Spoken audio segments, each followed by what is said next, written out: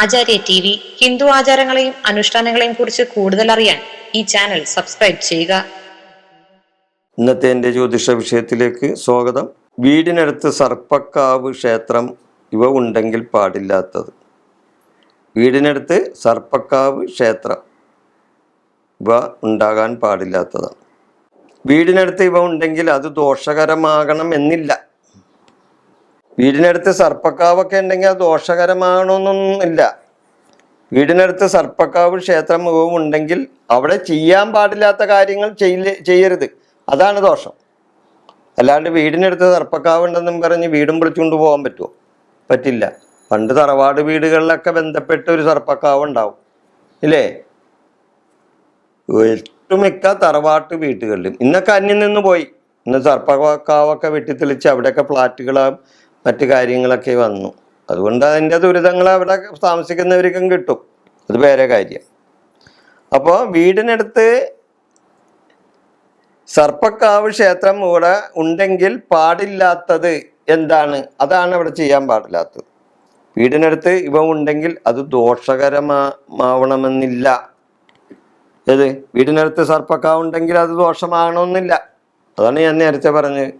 ഓരോ തറവാട്ട് വീടുകളിലും പണ്ട് ഇതോടനുബന്ധിച്ച് സർപ്പക്കാവുകളും ഇല്ലേ, നാഗത്തറകളും യക്ഷിത്തറകളൊക്കെ ഉണ്ടായിട്ടുള്ള വീട്ടുകാർ ഒരുപാട് ഇപ്പോഴും ആരാധിച്ചുകൊണ്ടിരിക്കുന്ന ആൾക്കാരുണ്ട്.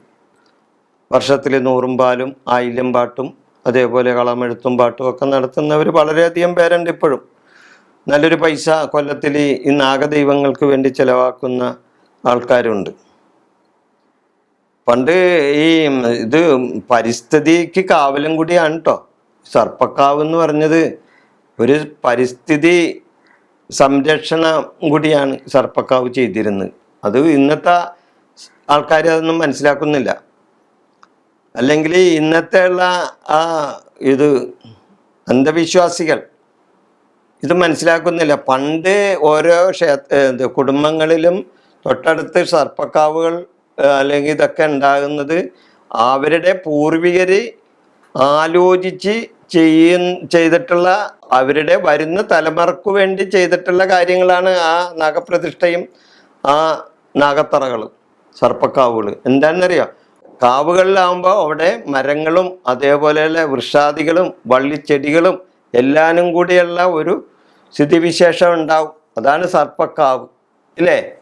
അത് അന്തരീക്ഷ സന്തുലിത അവസ്ഥ ഉണ്ടാക്കാൻ വേണ്ടിയാണ് അന്ന് മുൻ തലമുറയിൽപ്പെട്ടവർ അത് ചെയ്തിട്ടുള്ളത്. ഇന്നത്തെ യുക്തിവാദികൾക്ക് അതൊന്നും പറയാൻ മനസ്സിലാകില്ല. അതൊക്കെ അന്ധവിശ്വാസമെന്ന് അവരെ പറയുള്ളൂ. എന്നാൽ അവരത് ചെയ്തിട്ടുള്ള ഇന്നത്തെ തലമുറക്ക് വേണ്ടി ചെയ്ത നല്ല കാര്യങ്ങളാണ്. പക്ഷെ ഇന്നത്തെ തലമുറ അതൊക്കെ വെട്ടിത്തെളിച്ച് വിറ്റ് കാശാക്കുന്നു. അതവിടെ പോട്ടെ, അതിനെപ്പറ്റിയൊന്നും നമുക്കൊന്നും കൂടുതൽ പറയണ്ട. അപ്പം ക്ഷേത്രവും കാവും വീടിന് നേരെ വരുന്നത് ശുഭമല്ല, മാത്രമല്ല അത് ദോഷമായിട്ടും ചിലപ്പോൾ വരും. അപ്പം ഇത് വീടിനടുത്തുണ്ടെങ്കിൽ കുഴപ്പമൊന്നുമില്ല. എന്നാൽ ക്ഷേത്രവും കാവും വീടിന് നേരെ വരാൻ പാടില്ല. ക്ഷേത്രവും കാവും വീടിന് നേരെ വരുന്നത് ശരിയല്ല. എന്നാൽ തൊട്ടടുത്തുണ്ടെങ്കിൽ കുഴപ്പമൊന്നുമില്ല, വേറെ പ്രശ്നമൊന്നുമില്ല. മൃതശരീരം ക്ഷേത്രം കാവ് എന്നിവയോട് ദഹിപ്പിക്കാനോ സംസ്കരിക്കാനോ പാടില്ല. ഇപ്പോൾ കുടുംബത്തിലൊരു മരണം നടന്നാൽ ക്ഷേത്രത്തിൻ്റെ അടുത്തോ അല്ലെങ്കിൽ കാവിനടുത്തോ സർപ്പക്കാവിനടുത്തോ അവിടെ മൃതദേഹം ദഹിപ്പിക്കാൻ പാടില്ല. അങ്ങനെ ചെയ്താൽ അത് ദൈവദോഷം ഉണ്ടാക്കും, നാഗദോഷങ്ങൾ ഉണ്ടാക്കും. അങ്ങനെ പാടില്ല. അശുദ്ധിയിൽ 2 സ്ഥലത്തും പോകരുത്. അശുദ്ധി ഉള്ളപ്പോൾ ഈ 2 സ്ഥലത്ത്, അതായത് ക്ഷേത്രത്തിലും സർപ്പക്കാവിലും പോകരുത്. അശുദ്ധിയുള്ളപ്പോൾ പോയാൽ അതിൻ്റെ ദോഷാനുഭവങ്ങൾ ഉണ്ടാവും. ചിലപ്പോൾ നിങ്ങൾ താമസിക്കുന്ന സ്ഥലം ഒരു കാലത്ത് ക്ഷേത്രഭൂമിയായിരുന്നിരിക്കാം, ഇല്ലേ?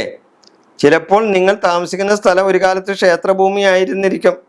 അതുകൊണ്ട് ആ ക്ഷേത്രവും കാവും നിങ്ങൾക്ക് കടപ്പെട്ട ഒരു സ്ഥലവുമായിരിക്കും.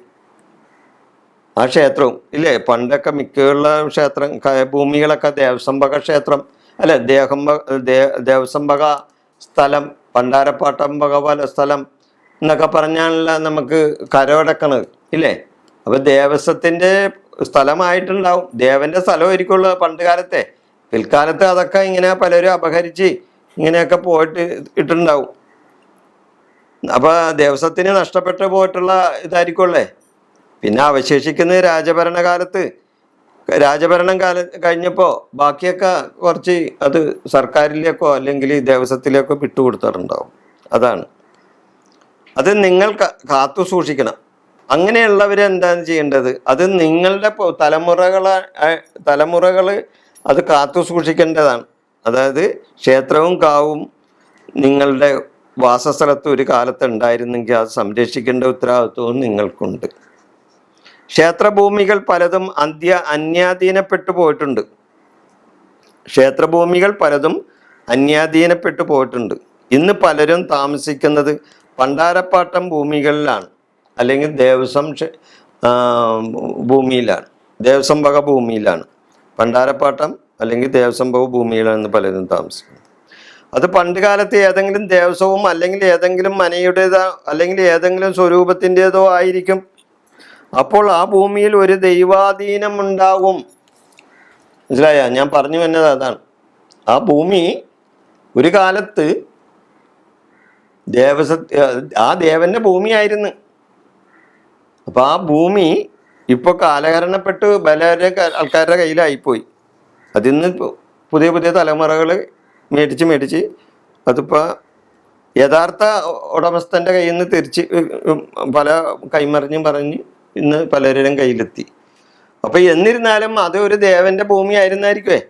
അപ്പൊ അവിടെ താമസിക്കുന്നവർക്ക് ഒരു ദൈവാനുഗ്രഹം ഉണ്ടാവും.